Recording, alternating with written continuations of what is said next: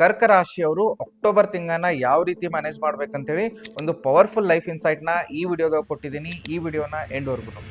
ಬರುವಂಥ ಅಕ್ಟೋಬರ್ ತಿಂಗಳೊಳಗೆ ಕರ್ಕ ರಾಶಿಗೆ ಸೂರ್ಯ ಚತುರ್ಥ ಭಾವದೊಳಗೆ ಗೋಚರ ಮಾಡಕತ್ತಾನು. ಇಲ್ಲಿ ತಾಯಿಯ ಆರೋಗ್ಯದ ಮೇಲೆ ಇಂಪ್ಯಾಕ್ಟ್ ಆಗುವಂಥ ಚಾನ್ಸಸ್ ಇರ್ತೈತಿ. ತಾಯಿಯ ಆರೋಗ್ಯದ ಬಗ್ಗೆ ಕಾಳಜಿ ವಹಿಸ್ಕೊಂಡು ಹೋಗುವಂಥ ಒಂದು ಪ್ರಯತ್ನ ಮಾಡ್ರಿ. ಲ್ಯಾಂಡು ಮತ್ತು ಪ್ರಾಪರ್ಟಿ ಅಂತ ಬಂದಾಗ ಇನ್ವೆಸ್ಟ್ಮೆಂಟ್ ಮಾಡುವಾಗ ಬಹಳ ಕಾನ್ಷಿಯಸ್ ಆಗಿ ಇನ್ವೆಸ್ಟ್ಮೆಂಟ್ ಮಾಡುವಂಥ ಒಂದು ಪ್ರಯತ್ನವನ್ನು ಮಾಡಬೇಕು. ಇದರ ಜೊತೆಗೆ ಇನ್ನೊಂದು ಇಂಪಾರ್ಟೆಂಟ್ ಏನಂತಂದ್ರೆ ಫ್ಯಾಮಿಲಿ ಮತ್ತು ಫೈನಾನ್ಸಸ್ ಅಂತ ಬಂದಾಗ ಎಕ್ಸ್ಪೆಂಡಿಚರ್ಸ್ಗಳು ಭಾಳ ಜಾಸ್ತಿ ಆಗೋದವು. ಫ್ಯಾಮಿಲಿ ಒಳಗೆ ವಾದವಾದಗಳಾಗೋದ್ರಿಂದ ಸಮಾಧಾನದಿಂದ ವರ್ತಿಸುವಂಥ ಒಂದು ಪ್ರಯತ್ನವನ್ನು ಮಾಡಬೇಕು. ಇದರ ಜೊತೆಗೆ ಯಾರು ಸ್ಟೂಡೆಂಟ್ಸ್ ಅದೇರಿ ಅವ್ರ ಎಜುಕೇಷನ್ ಒಳಗೆ ಭಾಳ ಬೆಸ್ಟ್ ಡೆವಲಪ್ಮೆಂಟ್ ಆಗೋದೈತಿ. ಇನ್ನೂ ಸ್ವಲ್ಪ ಫೋಕಸ್ಸು ಡಿಸಿಪ್ಲಿನಿಂದ ಮುಂದುವರಿಯುವಂಥ ಒಂದು ಪ್ರಯತ್ನ ಮಾಡಿರಿ. ಒಂದು ಲೈಫ್ ಇನ್ಸೈಟ್ನ ಹೇಳ್ಕೊಡ್ತೀನಿ. ಈ ತಿಂಗಳು ಫ್ಯಾಮಿಲಿ ವಿಷಯ ಬಂದಾಗ ಅಗ್ರೆಷನ್ ಮೇಲೆ ಕಂಟ್ರೋಲ್ ಇಟ್ಕೊಂಡು ಹೋಗ್ರಿ.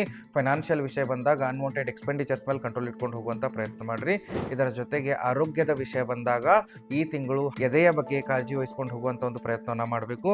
ಇದರ ಜೊತೆಗೆ ಒಂದು ಇಂಪಾರ್ಟೆಂಟ್ ರೆಮಿಡಿಯನ್ನು ಸಹಿತ ಹೇಳ್ಕೊಡ್ತೀನಿ. ಈ ತಿಂಗಳು ಸಾಧ್ಯವಾದಷ್ಟು ಆಹಾರವನ್ನು ದಾನ ಮಾಡೋದ್ರಿಂದ ಬರುವಂತಹ ಎಲ್ಲ ಕಷ್ಟಗಳನ್ನ ನೀವು ದೂರ ಮಾಡ್ಕೋಬಹುದು. ನಿಮಗೇನಾದರೂ ಅಕ್ಟೋಬರ್ ತಿಂಗಳ ಡಿಟೇಲ್ಡ್ ಪ್ರಿಡಿಕ್ಷನ್ಸ್ ಬೇಕಾಗಿದ್ದಲ್ಲಿ ಕಮೆಂಟಲ್ಲಿ 4 ಅಂತ ಟೈಪ್ ಮಾಡಿ ನಮ್ಮ ಪೇಜ್ನ ಫಾಲೋ ಮಾಡಿ. ಈ ಪ್ರೊಸೆಸ್ನ ಆಟೋಮೇಟ್ ಮಾಡಿದ್ದೀವಿ. ಫಾಲೋ ಮಾಡಿದರೆ ಮಾತ್ರ ಪ್ರಿಡಿಕ್ಷನ್ಸ್ ನಿಮಗೆ DM ಆಗುತ್ತೆ. ಎಲ್ರಿಗೂ ನಮಸ್ಕಾರ.